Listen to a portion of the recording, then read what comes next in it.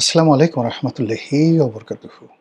সম্মানিত দর্শক, বর্তমান সরকারের ভিতরে এক শ্রেণীর মানুষ আছেন যারা শেখ হাসিনা যে বাংলাদেশে ছিলেন কোনদিন প্রধানমন্ত্রী এই বিষয়টি স্মরণ করতে চান না। বাংলাদেশের রাজনীতিতে আওয়ামী লীগের উপস্থিতি, আওয়ামী লীগের গুরুত্ব কিংবা শেখ হাসিনার গুরুত্ব এটাকে শূন্য মানে ইটস এ ডেড হর্স। আজকে এই ভিডিওটি যে তারিখে করছি এই তারিখে দেখলাম যে আমাদের স্বরাষ্ট্রমন্ত্রী জনাব সালাউদ্দিন সাহেব তিনি যেটি বললেন যে শেখ হাসিনা নয়, আওয়ামী লীগের যে দাফন, দাফন মানে কবর। আমরা বলি দাফন কাফন বা কাফন দাফন। তো সেই যে আওয়ামী লীগের দাফন এটা দিল্লিতে হয়ে গেছে। মানে একটা লোক মরে গেছে। তো মরে যাওয়ার পর তো আসলে সেখান থেকে আসলে নতুন কিছু উদ্ভব হয় না। তো এই যে সালাউদ্দিন সাহেব যে কথাগুলো বললেন, এই কথা যদি সত্য হয় তাহলে তো বিএনপির আসলে খুশিতে নাচা উচিত। অন্যদিকে আবার বিএনপির মধ্যে, বিএনপির বাইরে, সরকারের মধ্যে, সরকারের বাইরে, সাধারণ জনগণের মধ্যে আওয়ামী লীগ নিয়ে বিপরীতমুখী একটা মিশ্র প্রতিক্রিয়া রয়েছে। সেই প্রতিক্রিয়া হলো আওয়ামী লীগ আছে, আওয়ামী লীগ থাকবে, আওয়ামী লীগ আসছে কিংবা আওয়ামী লীগ আসবে, শেখ হাসিনা আসবে, শেখ হাসিনা আবার ইত্যাদি ইত্যাদি নানা রকম। এ গেল আওয়ামী লীগ বনাম শেখ হাসিনাকে নিয়ে সরকারের ভিতরে এবং বাইরে বিপরীতমুখী চিন্তা। অন্যদিকে ইউনূস জমানাতে পুরো সময়টিতে এদেশের মানুষ একটা ভারত যাকে বলা হয় বিতৃষ্ণা, এটা ফোবিয়া ছিল না। শেখ হাসিনার জমানাতে একটা ভারত ফোবিয়া ছিল যে ভারত বাংলাদেশের জন্য আসলে একটা হুমকি স্বরূপ। তারা পাখির মতো মানুষ মারে, তারা দাদাগিরি করে, তারা সিকিমের মতো বাংলাদেশ দখল করতে পারে, তারা কাশ্মীরের মতো বাংলাদেশ দখল করতে পারে, ইত্যাদি ইত্যাদি নানা রকম কথাবার্তা। তো এই যে ভয় এবং আতঙ্ক, সেই আতঙ্কের কারণে মানুষের মনে একটা বিতৃষ্ণা তৈরি হয়েছিল ভারতের বিরুদ্ধে, যেটিকে আপনি ভারত ফোবিয়া বলতে পারেন।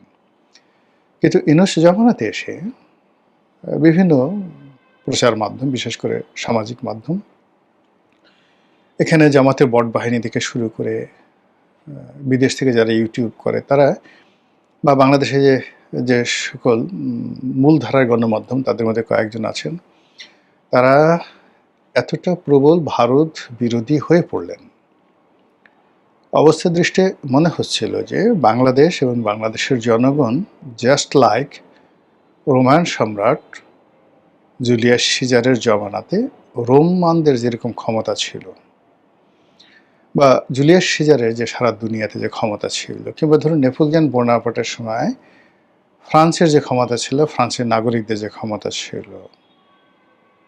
তো এরকম যে একটা অবস্থা, অথবা মহারানী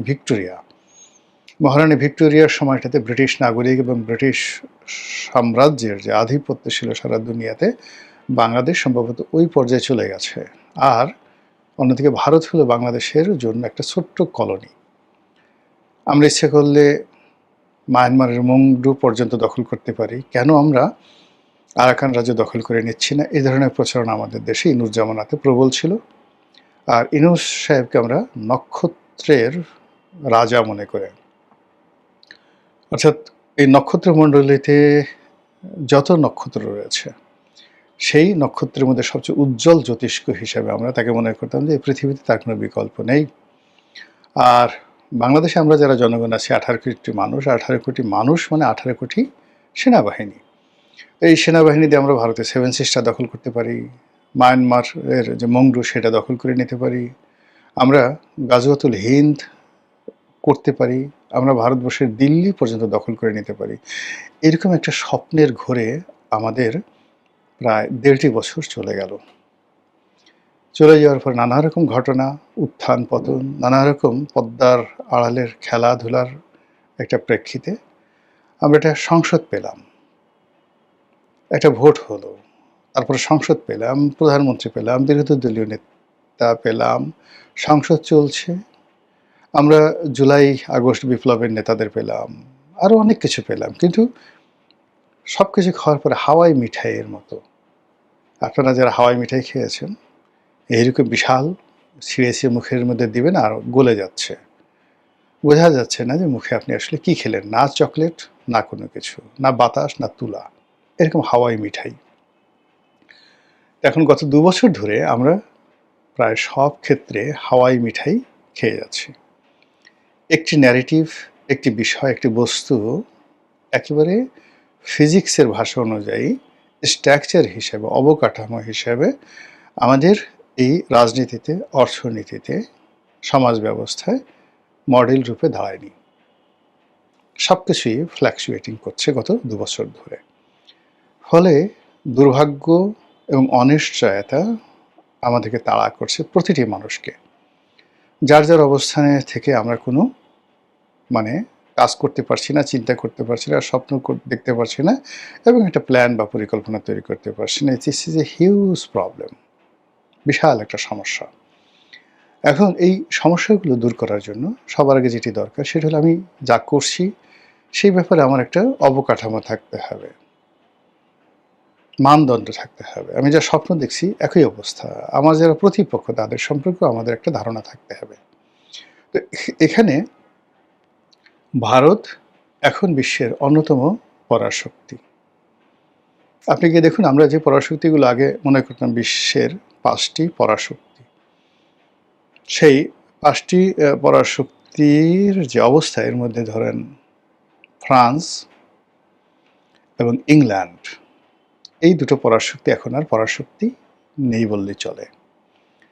আমেরিকা এবং রাশিয়া তারা পরাশক্তি আছে, কিন্তু তাদের অর্থনীতি, তাদের সমাজ ব্যবস্থা, যে কোনো একটা যুদ্ধ চালিয়ে নেওয়ার মতো যে পরিবেশ পরিস্থিতি, সেই সফট পাওয়ার রাশিয়ার শূন্য, আমেরিকার কোনো সফট পাওয়ার এখন আর আগের মতো নেই। ফলে আমেরিকা এবং রাশিয়া এখন বলতে গেলে সামন্তরাল চলে আসছে। নতুন যে বন্দোবস্ত, নতুন যে পৃথিবী, সেই নতুন পৃথিবীতে চীন বলতে গেলে ১ নম্বর পরাশক্তি, তারপরে ভারত। এবং এই যে ১ নম্বর পরাশক্তি চীন এবং ভারত, এটি আগামী ১০ বছরের মধ্যে সেটেলড হয়ে যাবে। নো ওয়ান ক্যান অ্যাভয়েড, কেউ করতে পারবে না। এবং ৩ নম্বর পরাশক্তি হিসেবে আপনি দেখবেন সেখানে চলে আসছে ইরান। এই হলো বর্তমান রাজনীতির ফিজিক্স। তো সেই ফিজিক্সের ক্ষেত্রে আমরা ভারতকে মনে করছি বগাসবো, কিচ্ছু না। আমাদের জন্য হাওয়াই মিঠাই। আমরা ইচ্ছা করলে দিল্লি দখল করতে পারি, গাজাওতল হিন্দ করতে পারি। আমাদের সেনাবাহিনীর মধ্যে এখন যে নতুন ৪টি ইউনিট করা হয়েছে ৪ জন খলিফার নামে, এই ৪টি কোম্পানি, এক একটা কোম্পানিতে গড়ে ধরেন ১০০ জন করে সৈনিক থাকে। তো ভারত দখল করার জন্য ৪টা কোম্পানি যথেষ্ট, কেননা ওখানে আল্লাহর রাসূলের ৪ জন বিখ্যাত সাহাবার নাম সংযোজিত আছে। এই যে বিশ্বাস, এই বিশ্বাসে কাতর অন্তত ৬ থেকে ৭ কোটি মানুষ আছে, যারা বিশ্বাস করে যে এরকম হযরত আবু বকর সিদ্দিকের নাম নিয়ে আপনি যদি বঙ্গোপসাগরে ঝাঁপ দেন, সাগর আপনাকে ভাসিয়ে রাখবে। এই হলো অবস্থা। যাই হোক, এটা নিয়ে আর আলাপ আলোচনা করলাম না। অন্যদিকে যেটা সালাউদ্দিন সাহেব বলেছেন যে আওয়ামী লীগ এবং শেখ হাসিনা তো প্রশ্নই আসে না, সেটা চলেই গেছে। আওয়ামী লীগেরই তো কবর রচনা হয়ে গেছে দিল্লিতে, বাংলাদেশে। There is no Awami League, আর কোনোদিন ফিরে আসবে না। আপা আর কোনোদিন ফিরে আসবে না। এরই প্রেক্ষাপটে আমি মনে করি যে এখানে আমাদের সবারই একটা ফিজিক্স দাঁড় করানো উচিত। ভারতকে নিয়ে আমাদের আসলে ফিজিক্স দাঁড় করাতেই হবে। আমাদেরকে স্বীকার করতে হবে হু ইজ ভারত। আজ ভেনেজুয়েলা, আপনি গিয়ে দেখেন আমাদের মতো মানে রাষ্ট্রের চাইতে ক্ষমতা, বিত্ত, বৈভবে ভেনেজুয়েলা এখন কোন পর্যায়ে আছে। আপনি গিয়ে দেখেন মেক্সিকো, সেই মেক্সিকোর আকার, আয়তন এবং আমাদের চাইতে তাদের অবস্থান কোন পর্যায়ে আছে। এরপরে যান ব্রাজিলে, মেক্সিকো, ব্রাজিল, চিলি ধরেন ছোট দেশ, ইভেন আর্জেন্টিনা।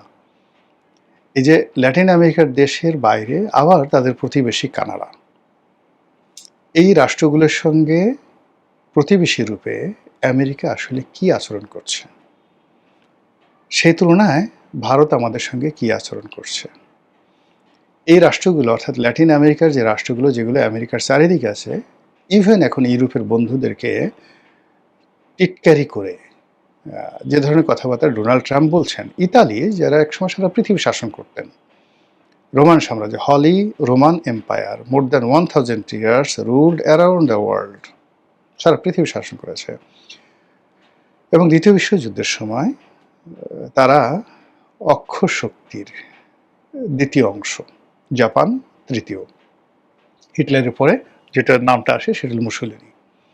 সেই মুসোলিনির যে ফ্যাসিজম, সেই ফ্যাসিজমের ভিত্তি করে এখন বর্তমান যিনি ইটালির প্রেসিডেন্ট রয়েছেন, মানে ইটালির যিনি এখন প্রেসিডেন্ট, তো প্রেসিডেন্ট না প্রধানমন্ত্রী আমার ঠিক এই মুহূর্তে মনে আসছে, যে ভদ্রমহিলা, সেই তাকে নিয়ে বলা হয় ইউরোপের সবচেয়ে এই মুহূর্তে পাওয়ারফুল যে কজন লোক আছেন, তার মধ্যে জার্মানির যিনি চ্যান্সেলর রয়েছেন তিনি, এবং এখন ইটালির এই যে ভদ্রমহিলা যিনি আছেন মেলনি। তো এই যে মেলনি, ট্রাম্প বলছেন যে মেলনি আমার সাথে ছবি তোলার জন্য পাগল হয়ে গেছে, অনেক হাতে পায়ে ধরেছে, তারপর আমি ছবি তুলেছি। তো বুঝেন যে ঠাট্টা কাকে বলে। তো সেই তুলনায় নরেন্দ্র মোদী আমাদেরকে নিয়ে কি বাজে কথা বলেছেন, কি করেছেন বলেন। ডোনাল্ড ট্রাম্প যে কাজগুলো করেছেন তার কি করেছেন, অথবা পুতিন তার আশেপাশে যারা প্রতিবেশী রয়েছে, একমাত্র চীন ছাড়া তার আশেপাশের অন্য সব প্রতিবেশীর সঙ্গে চীন এবং রাশিয়া, চীন এবং ইরান ছাড়া তাদের সাথে পুতিন কি আচরণ করছেন, তার 1000 ভাগের 1 ভাগ আচরণ তো মোদী করেননি আমাদের সঙ্গে। আবার ওই সমস্ত রাষ্ট্র যে শক্তিমত্তা দেখিয়েছে, যেটা ধরেন চেচেনিয়াতে সে দেখিয়েছে পুতিন, যেটি এখন ইউক্রেনে দেখাচ্ছে, তারপর ট্রাম্প যে শক্তিমত্তা দেখিয়েছে ভেনেজুয়েলাতে, তো সেই রকম যদি ঘটনা নরেন্দ্র মোদী বাংলাদেশের সঙ্গে দেখাতে চায়, কয়জন যোদ্ধাকে আপনি পাবেন? আপনি বাংলাদেশের কোনো গর্ত খুঁজে পাবেন না, সব গর্তের মধ্যে দেখবেন যে প্রাণী ঢুকে গেছে। এরকম আছে, সবাই আমাদের দেশে বড় বড় কথাবার্তা বলে।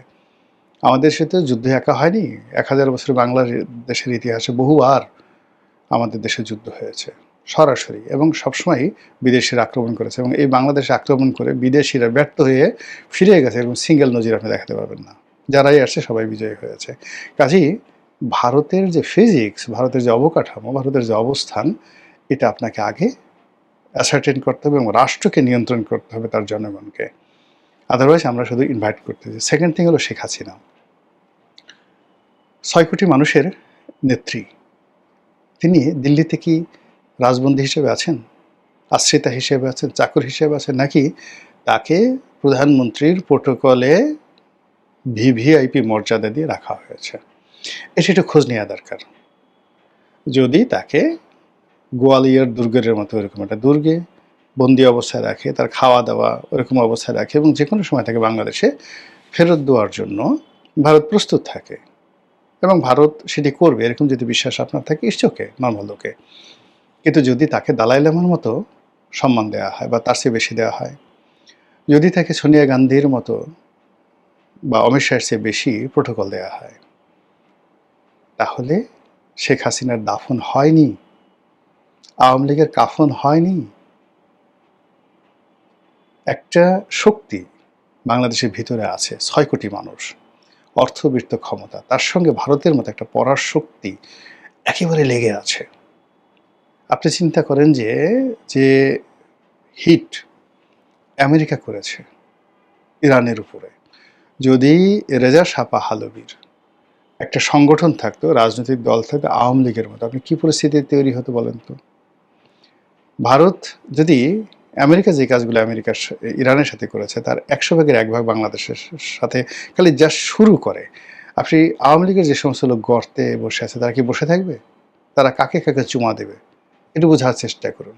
এই বিষয়গুলো অনুধাবন করে যদি সময় থাকতে সাধন করা হয়, সেটা ভারতের সাথে হোক, আওয়ামী লীগের সঙ্গে হোক, নিজের জনগণের সঙ্গে হোক, নিজের দলের কর্মী এবং সমর্থকদের মধ্যে হোক, হোয়াট এভার মেবি, আপনি আপনার মতো প্রস্তুতি নেবেন, কথা বলবেন, কিন্তু তার আগে রাজনীতির কেমিস্ট্রি, ফিজিক্স, জিও পলিটিক্সের কেমিস্ট্রি এবং ফিজিক্স, এটা বুঝতে হবে। আর এটা যদি না বুঝেন, তাহলে আপনারা সবাই বিপদে পড়বেন, আমরাও বিপদে পড়ব, দেশ বিপদে পড়বে, এবং মহান আল্লাহ আমাদের সবাইকে সেই বিপদ থেকে যেন রক্ষা করেন এবং আপনাদেরকে হেদায়েত দেন, এই প্রার্থনা করছি। আসসালামু আলাইকুম রহমতুল্লাহি ওয়া বারাকাতুহু।